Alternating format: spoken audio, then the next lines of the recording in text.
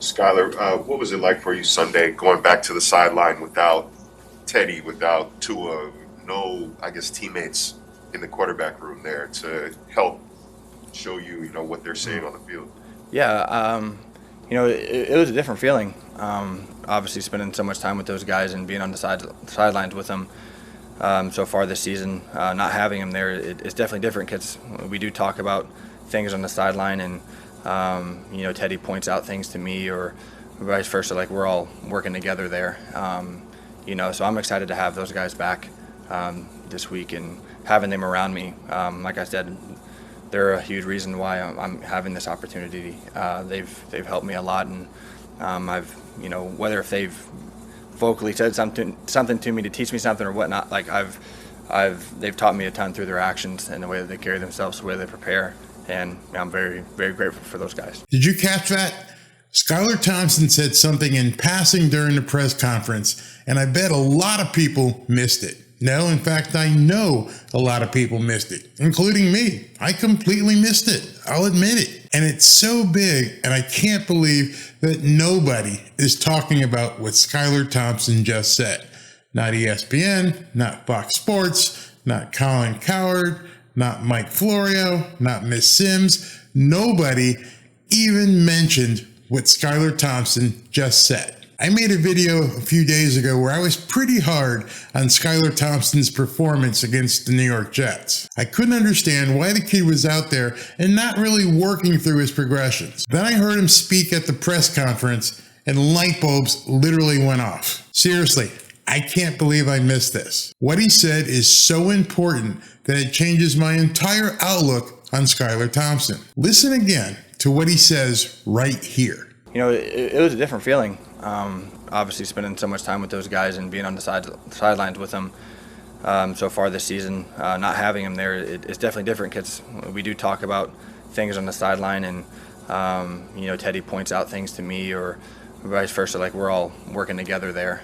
You see, I just assumed and had no reason to think otherwise that when Skylar came off the field, just like any other quarterback, he would get with his QBs and talk about what was going on and what he was seeing. I just assumed that there would be people there to coach him up. However, we all know that Tua Tagovailoa didn't even make the trip to New York, and we also know that Teddy Bridgewater wasn't on the sidelines because after the first play of the game, where the spotter saw him stumble, he got put into the concussion protocol, so he wasn't there to talk to Skylar either.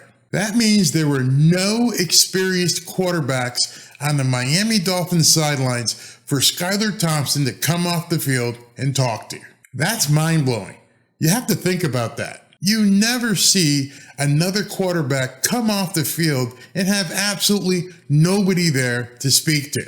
Yeah, there's an offensive coordinator, and there might be a guy upstairs in the booth where you can get on the phone and talk to him, but it's not the same as talking to the quarterbacks in the room, the QBs that you've been working day in and day out with, who know what's going on, who have another set of eyes on the field so they can, coach you up and let you know what they think you should do. I can't believe that I missed that in the game, and I can't believe that I missed that in film afterwards, not realizing there was nobody on the sidelines, no backup quarterback, no quarterback above him, no quarterback with more experience, nobody. There were no quarterbacks on the sideline that Skylar Thompson could come back to and talk about the last offensive series. So to put that in full perspective, you have a third string quarterback who was unprepared to really play that week, got thrown into the game because of a BS concussion protocol, and he had nobody on the sidelines that he could confer with throughout the game. He was on the sidelines by himself the entire game.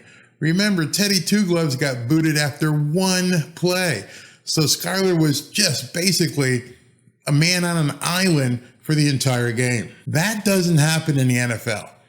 That doesn't happen in college football.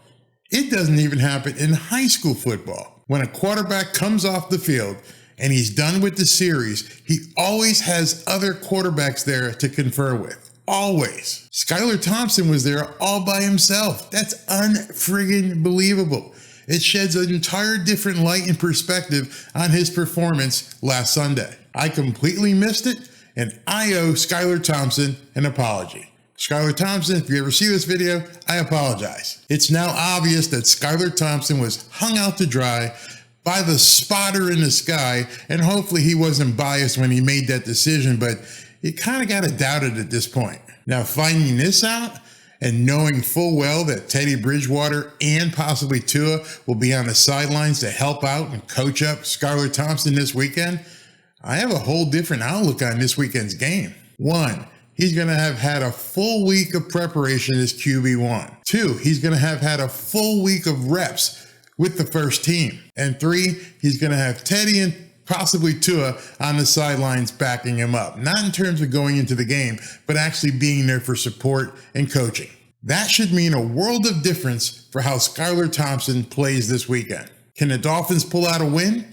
It's not going to be easy, but it's definitely doable. As I've said in my video last week, the keys to this game when you have a QB3 playing, don't beat yourself.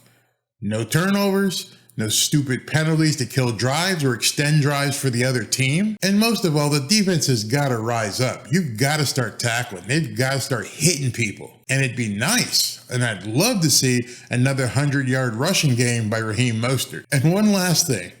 I see some really stupid comments on Twitter from so-called Dolphins fans. Some of these people are absolutely nuts. Let me make it clear. And I know I'm nobody, but let me make this clear. There is no quarterback controversy with the Miami Dolphins. Tua Tagovailoa is QB1. Period. Any discussion to the contrary is simply clickbait, or you're talking to people who have no idea about the game of football. But I don't know, maybe I could be wrong. Let me know what you think in the comments. And if you like this video, go ahead and check out this video right here. And join me Sunday as I go live as the Miami Dolphins take on the Minnesota Vikings. Oh, and also that ticket giveaway, haven't forgot, it's coming. It's coming. I'm probably going to post a video today. Talk to you soon. Fins up. Is anybody catching on to this Barry guy?